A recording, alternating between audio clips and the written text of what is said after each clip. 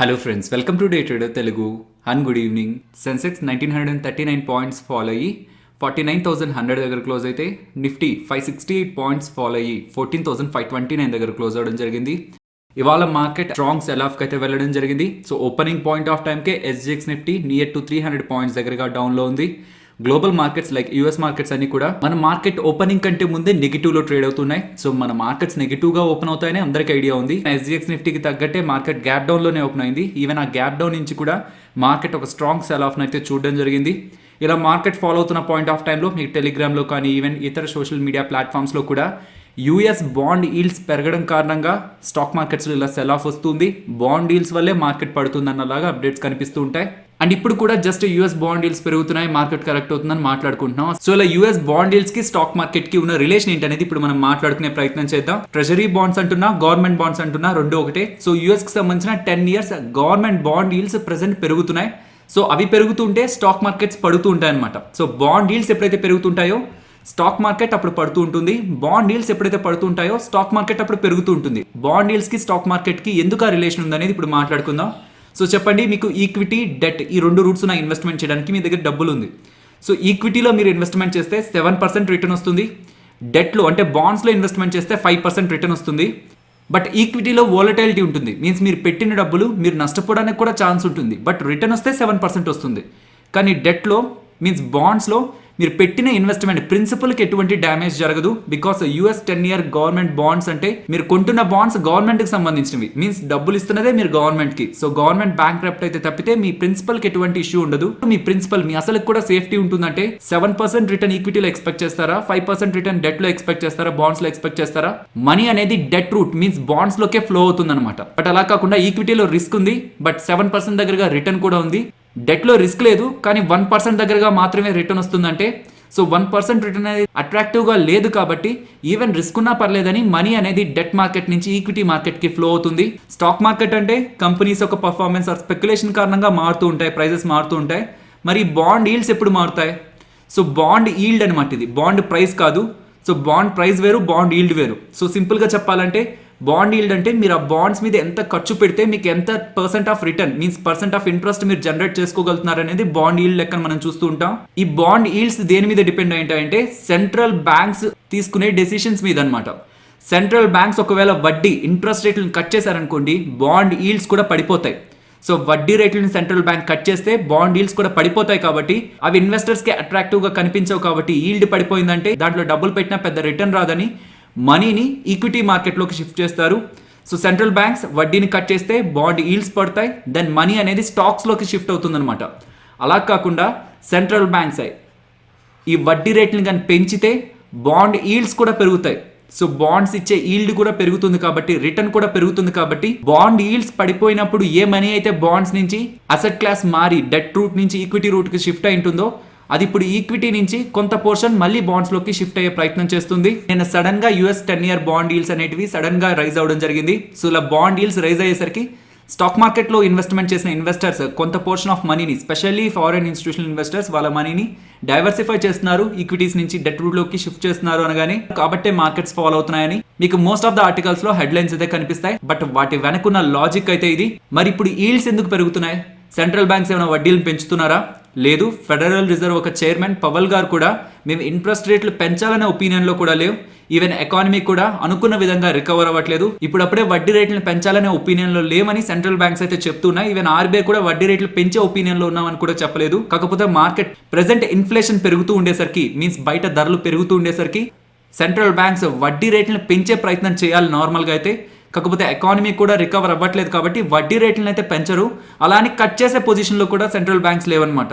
Present inflation పెరుగుతుంది కాబట్టి if economy సెటరేట్ అయితే ఎకానమీ మెరుగుపడుతుందని సెంట్రల్ బ్యాంక్స్ కనిపిస్తే ఏదో ఒక పాయింట్ ఆఫ్ టైంలో ఇంట్రెస్ట్ రేట్లు పెంచుతారు. ఆ పాయింట్ ఆఫ్ టైంలో ఈల్డ్స్లో కూడా సడన్ జంప్ కనిపిస్తుంది. కాబట్టి దాన్ని ముందుగానే డెట్ మార్కెట్ యాంటిసిపేట్ చేసి బాండ్ డీల్స్ స్లోగా అయితే పెరుగుతున్నాయి. మీరు గమనిస్తే ఈ వైరస్ కారణంగా ఎకానమీ ఇంపాక్ట్ అయ్యేసరికి సెంట్రల్ బ్యాంక్స్ అన్ని కూడా వడ్డీ రేట్లను బాగా తగ్గించేసరికి సో అలా తగ్గిన వడ్డీ రేట్లతో బాండ్ డీల్స్ లోయెస్ట్ లెవెల్ కి ఫాలో అవడం జరిగింది. ఆ వోల్టాలిటీ సెటిల్ అయిన తర్వాత బాండ్ డీల్స్ లో స్లోగా మనకి రైజ్ అయితే కనిపిస్తుంది. నిన్నొచ్చిన సడన్ స్పైక్ తో బాండ్ డీల్స్ లో వచ్చిన సడన్ స్పైక్ తో ఇప్పటివరకు ఈక్విటీలోకి మూవ్ అయిన ఎఫ్ఐఎస్ మనీ ఇప్పుడు అగైన్ ఆ బాండ్ డీల్స్ అట్రాక్టివ్ గా మారుతూ ఉండడంతో ఆ మనీ ప్రెసెంట్ ఈక్విటీ నుంచి బాండ్ మార్కెట్ కి అయితే షిఫ్ట్ అవుతూ ఉంది. మీరు 6 days బ్యాక్ ఫిబ్రవరి 19th చేసిన వీడియోలో గ్లోబల్ గా అన్ఎక్స్పెక్టెడ్ ఈవెంట్ జరిగిన ఆర్ బాండ్ డీల్స్ అట్రాక్టివ్ గా మారిన ఎఫ్ఐఎస్ వాళ్ళ మనీని ఎమర్జింగ్ మార్కెట్స్ నుంచి బయటకు తీసుకువెళ్లే ప్రయత్నం చేస్తారు కాబట్టి ఆ పాయింట్ ఆఫ్ టైం లో మనం మార్కెట్ లో కరెక్షన్ ఎక్స్పెక్ట్ చేయొచ్చు అనుకున్నాం. సో ఉన్న పాసిబిలిటీస్ ఆ వీడియోలో మాట్లాడుకున్నాం. బట్ పర్సనల్ గా నన్ను అడిగినా ఇలా మార్కెట్ ఫాలో అవుతుందని నేను ఎక్స్పెక్ట్ చేశానా అంటే నేనైతే ఎక్స్పెక్ట్ చేయలేదు. ఒకటి యూఎస్ కి సంబంధించిన 10-year బాండ్ డీల్స్ లో సడన్ స్పైక్ రావడం, రెండవది మార్నింగ్ 7:30 అరౌండ్ మీకు టెలిగ్రామ్ లో అప్డేట్ చేశాను. కొత్తగా ఎన్నికైన అమెరికన్ ప్రెసిడెంట్ ఇరాన్ కి సంబంధించిన మిలిటెంట్స్ మీద సిరియాలో ఎయిర్ స్ట్రైక్ చేయించారు. సో యుఎస్ మిలిటరీ బలగాలు ఎయిర్ స్ట్రైక్ ఇరాన్ కి సంబంధించిన మిలిటెంట్స్ మీద చేసి సిరియాలో చేశానగానే వచ్చిన అప్డేట్ రిలేటెడ్ గా ఇది నెగిటివ్ అప్డేట్ అని కూడా 804 అరౌండ్ మీకు నేను టెలిగ్రామ్ లో అప్డేట్ చేశాను. సో ఇలా యుఎస్ బాండ్ డీల్స్ పెరగడం, అలాగే సిరియాలో యుఎస్ కి సంబంధించిన మిలిటరీ బలగాలు ఎయిర్ స్ట్రైక్ చేశాయనడంతో స్టాక్ మార్కెట్స్ లో ఈరోజు ఒక డీప్ కరెక్షన్ కనిపించింది. ఓకే, ఇలా ఫాలో అవుతుంది. ఉన్న ఇన్వెస్ట్మెంట్ ని బుక్ చేసుకోవడం బెటరా ఆర్ కొత్తగా ఇన్వెస్ట్మెంట్ చేయడం? మీన్స్ ఈ ఫాల్ ని ఆపర్చునిటీలో చూడాలా లేకపోతే ఉన్న పొజిషన్స్ ని ఎగ్జిట్ అయ్యి కొంత సైడ్ వేస్ లో ఉండాలంటే మీ వ్యూని బట్టి ఈ క్వశ్చన్ కి ఆన్సర్ ఉంటుంది. మీరు ఒకవేళ లాంగ్ టర్మ్ ఇన్వెస్టర్ అయితే మీన్స్ మీరు మినిమం ఒక 5 years పాటు మీ పోర్ట్ఫోలియోని టచ్ చేయరు అనుకుంటే అగైన్ ప్రీవియస్ గా వచ్చిన పానిక్ మార్కెట్ లో వస్తుందని నేనైతే ఎక్స్పెక్ట్ చేయట్లేదు. లైక్ అగైన్ మళ్ళీ మార్కెట్ 10,000 బిలో ఫాలో అయిపోవడం అలా జరుగుతుందని. బట్ ఎస్ మార్కెట్ లో ఇలాంటి స్ట్రాంగ్ కరెక్షన్ కనిపించింది కాబట్టి ఫర్దర్ గా కూడా మార్కెట్ కరెక్ట్ అవ్వచ్చు. షార్ట్ టర్మ్ రిలేటెడ్ గా ఎవరైతే ఇన్వెస్ట్మెంట్ చేస్తూ ఉంటారో వాళ్ళు కొంత మార్కెట్ ఒక దగ్గర స్టెబిలైజ్ అయ్యేంత వరకు వెయిట్ చేయడం బెటర్. బట్ లాంగ్ టర్మ్ కోసం ఎవరైతే ఇన్వెస్ట్మెంట్ చేస్తుంటారో ఈ పాయింట్ లో ఏ స్టాక్స్ అయితే మీరు మిస్ అయ్యారు అనుకుంటున్నారో వాటన్నిటిని వాచ్ లిస్ట్ లో యాడ్ చేసుకొని వాటిలో వచ్చే డీప్ కరెక్షన్ లో కొంత పోర్షన్ యాడ్ చేసుకోవడం వల్ల ఫర్దర్ మార్కెట్ ర్యాలీలో అడ్వాంటేజ్ ఉంటుంది. కాబట్టి 6 to 10 పోర్షన్స్ లో మనీని డివైడ్ చేసి వస్తున్న ప్రతి ఫాల్ లో కూడా కొంత ఇన్వెస్ట్మెంట్ చేస్తూ ఉంటే ఒక బెటర్ యావరేజింగ్ అనేది మీ లాంగ్ టర్మ్ ఇన్వెస్ట్మెంట్ కి క్రియేట్ అవుతుంది. అన్ఎక్స్పెక్టెడ్ గా మార్కెట్ లో సడన్ సెల్ ఆఫ్ దట్టు మన మార్కెట్సే కాదు గ్లోబల్ మార్కెట్స్ లో కూడా రావడంతో ఇవాళ వాలటైలిటీ ఇండెక్స్ విక్స్ అనేది నియర్లీ 30% వరకు ర్యాలీ అవడం జరిగింది.